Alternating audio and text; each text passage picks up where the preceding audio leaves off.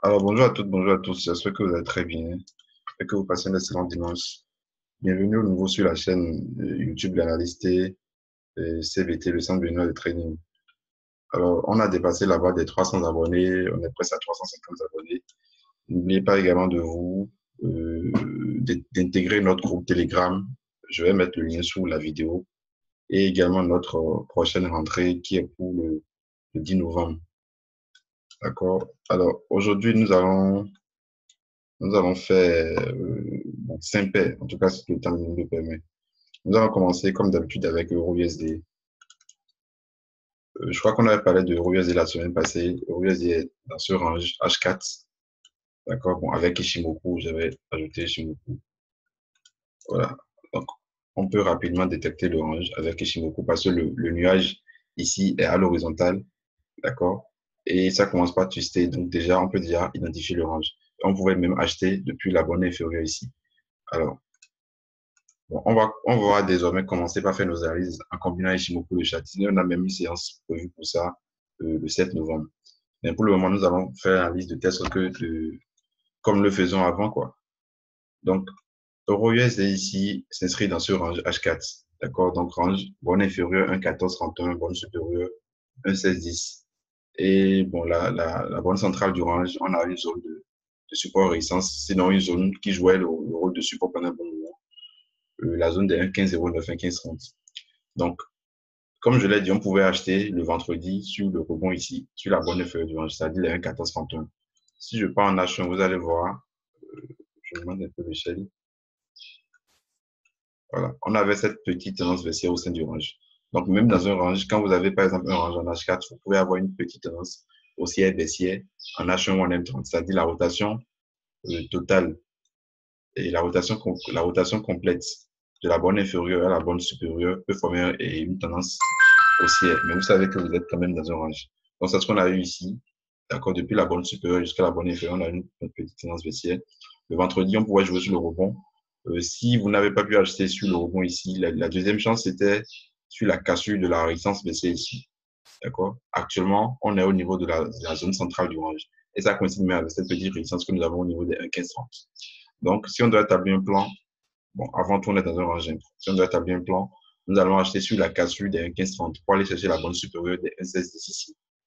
D'accord. Ou carrément, on attend la cassure par le bas pour rentrer à la vente, la cassure par le haut pour rentrer à l'achat. Parce que n'oubliez pas, quand on est dans un range, le marché fait de n'importe quoi. Ça fait des allers-retours. D'accord. Et ici, vous avez vu, après la bonne supérieure, arriver au niveau de la bonne centrale, paf, c'est encore reparti à la hausse. Donc, on peut également assister au même scénario ici. Donc, on peut vendre dans la zone ici et mettre le stop au-dessus des 1,1530 pour aller chercher les 1,1431, donc la bonne inférieure. Et si casse des 1,1431, vous allez voir ça coïncide avec le support haussier que j'ai tracé en H4 ici. Voilà, ce support haussier-là. Donc, la bonne inférieure coïncidait même avec le petit support haussier qu'on a tracé ici. Donc, ça a même cassé, puis ça a réintégré. D'accord? Donc, si casse des 1,1431 là, on peut aller chercher les 1,13. Donc, le plus bas sur l'euro US de cette année, je pense. D'accord? Donc, on attend, nous allons surveiller le plan au cours de la semaine. Je continue avec GBP-USD. Sur GBP-USD, le plan est très simple. On a un triangle symétrique. Bonne supérieure, bonne inférieure. Bon, on pouvait jouer également sur le rebond de la bonne inférieure ici. D'accord? Pour aller chercher la bonne supérieure. Je ne pense pas qu'il soit encore tard. Hein. Maintenant, il y a les nouvelles sur le Brexit. La semaine prochaine, elle est une semaine vraiment chargée à cause des négociations sur le Brexit entre le Royaume-Uni et l'Union européenne. Alors, ce qu'on va faire, nous n'allons pas nous précipiter. Nous allons attendre la cassure carrément par le bas pour rentrer à la vente. Ou la cassure par le haut. Mais au sein de cette consolidation-là, ça ne m'intéresse pas. En tout cas, moi, particulièrement, ça ne m'intéresse pas. Donc, nous allons attendre une cassure par le bas pour rentrer à la vente, pour aller chercher la zone ici. La zone des 1,2918, 1,2957. D'accord? Et si cassure de cette zone-là, on ira chercher les plus bas sur GBP-USD. Mais non, reste à savoir si la cassure nous permettra, et ça nous donnera un point d'entrée. Parce que, vous savez, quand il y a des nouvelles économies sur GBP, ça accélère sans pour autant vous laisser un point d'entrée. Donc, sans clôturer, et puis, ça ira directement toucher votre objectif, quoi. Donc, si par exemple, on a une clôture quelque part ici, alors là, ce serait bien. Mais si la bougie, la grosse bougie H4 que vous avez va directement toucher le support, alors là, ce serait pas bien. Ce serait mieux maintenant d'attendre un pullback, d'accord? Ou carrément ajouter chez beaucoup et attendre un retour des prix sur sur la Tekken pour pouvoir entrer à la vente. Pareil pour l'achat. Donc, si ça casse, on attend une correction pour pouvoir entrer dedans. Je continue avec USDJPY. USDJPY, on a parlé de ça la semaine passée. On a joué sur le rebond. N'oubliez pas, on a parlé de ce support H4. Voilà. Donc, premier point de contact, deuxième point de contact, troisième point et quatrième point de contact le lundi passé. On a joué sur le rebond, on a même envoyé ça dans le groupe de Steam VIP le lundi et le mardi. Ça nous a même formé le TEI, c'est-à-dire l'épaule tête, épaule inversée, épaule tête, épaule inversée. On a acheté sur la cassure et puis ça a réintégré sur les nouvelles et concernant la Turquie et la guerre commerciale États-Unis et la Chine. Donc, on a eu assez de nouvelles cette semaine qui ont fait qu'il y a eu assez de décalage sur les paires en JPY et également sur l'or, puisque vous savez que ces deux actifs-là sont corrélés et au risque. D'accord? Mais toutefois, on sait quand même qu'on est toujours au-dessus de ce support aussi. Voilà. Bon, on aura probablement un triangle symétrique. Hein. On aura probablement un triangle symétrique. Alors, donc, ce que nous allons faire, nous allons attendre la cassure de la petite résistance baissière qui va probablement servir de borne supérieure pour le triangle symétrique qui veut se former ici pour entrer à l'achat. D'accord? Ou carrément la cassure du support aussi H4 que nous avons ici. Parce que vous avez vu, c'est un support qui a tenu depuis un bon moment. Donc, si ça cassait par le bas, ce serait une vente. Mais tant qu'on est au-dessus, on ne cherchera que des points d'entrée à l'achat. D'accord? Voilà. Je continue avec AUDUSD. AUDUSD, la tendance est toujours baissière. Grande tendance baissière. On avait vendu ici la semaine, il y a 3 semaines ou 4 semaines, je pense. Là, on a une forte consolidation. Donc, vous avez vu, impulsion, correction, impulsion, correction, impulsion et la correction actuellement. Donc, qu'est-ce qu'on attend? On attend la cassure par le bas ici pour entrer à la vente. Parce qu'on avait, vous avez vu, on avait le niveau des 0,7149, bon, 0,7150 qui a résisté plus de 5 fois. Vous voyez, ça touche, ça chute, ça touche, ça chute. On pourrait même jouer sur le rebond ici. Bon, je n'ai pas suivi ça cette semaine. Donc, ce qu'on attend, puisqu'on a raté le point d'entrée ici, on attend que ça casse le support haussier ici pour qu'on ait une nouvelle impulsion sur AUDUSD. D'accord? On attend la cassure de ce petit support aussi là. Mais pour la hausse, donc on attend que ça casse la deuxième résistance baissière qu'on a tracée ici pour aller chercher la grande résistance baissière H4. D'accord? Donc, c'est ça clôturé au-dessus ici, achat. Si ça casse par le bas, vente. Donc, le plan sur AUDUSD est simple. EURJPY. EURJPY ici, biseau descendant. D'accord? Vous avez vu, ça rebondit, ça rebondit, ça rebondit ici. On a un biseau descendant ici. On est actuellement sur la bande supérieure du biseau. Donc, n'oubliez pas, même si c'est un biseau descendant, c'est avant tout une tendance baissière. Donc, il n'est pas impossible de jouer sur le rebond ici. Vous avez vu, ça y a rebondi plusieurs fois sur le niveau. Voilà. Donc, ici également, depuis le niveau ici. Donc, on peut jouer sur le rebond ici avec un stop au-dessus des 129,83 pour aller chercher le plus bas ici, les 128,30. Donc, c'est quand même beaucoup de plus. Maintenant, si ça clôturait au-dessus et également au-dessus, je vais revoir la résistance que j'ai tracée ici. Voilà. Voilà, je crois que c'est 129,112. Voilà, 129,112. Donc, si ça cassait la résistance baissière et également la résistance des 129,112, on peut rentrer à l'achat pour aller chercher les 130,47.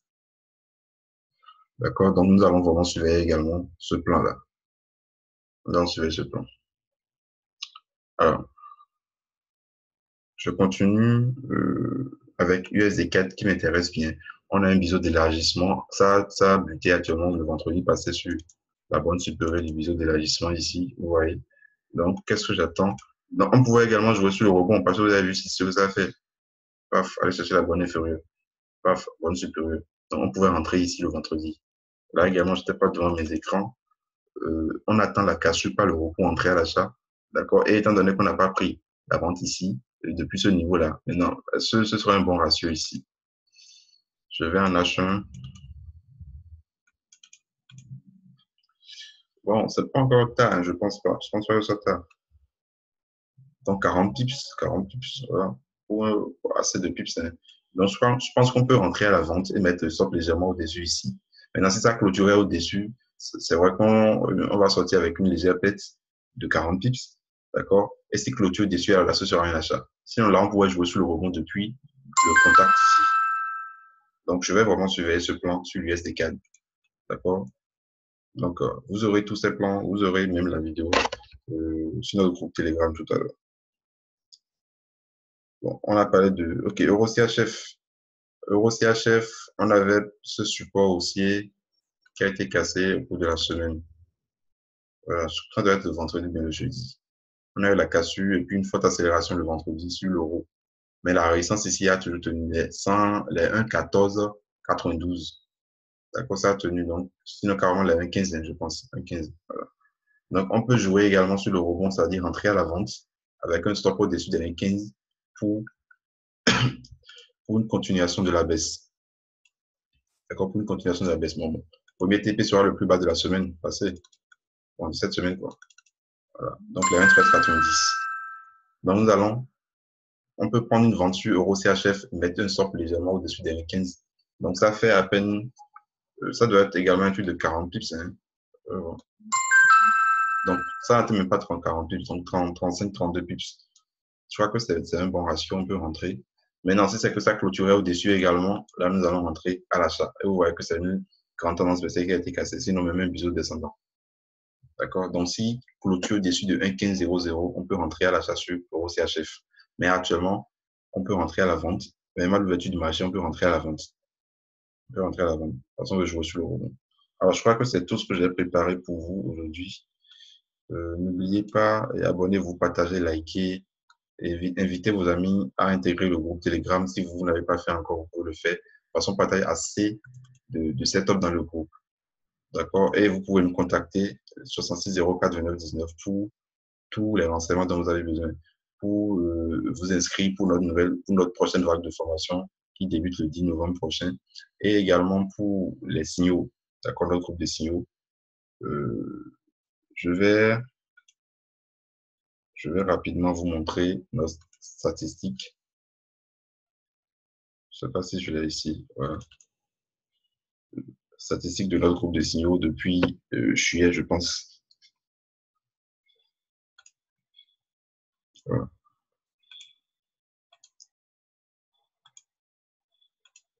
Voilà. Donc, depuis le mois de juillet, le 9 juillet jusqu'à ce jour-là, la statistique, on a eu qu'une seule semaine de pète. D'accord? Le plus gros, c'est 842 pips. La semaine qui est en train de s'écouler, d'accord, cette semaine, on a eu 373 pips. Donc, on réalise quand même en moyenne 300, 400 pips par semaine. Donc, vous pouvez nous contacter pour vous abonner. Même si vous n'êtes pas au Bénin, vous pouvez faire votre abonnement par Western ou bien par Payer. Voilà. Donc, je vous souhaite un excellent dimanche et un bon début de semaine de trading. Et rendez-vous demain pour le Good Morning Market.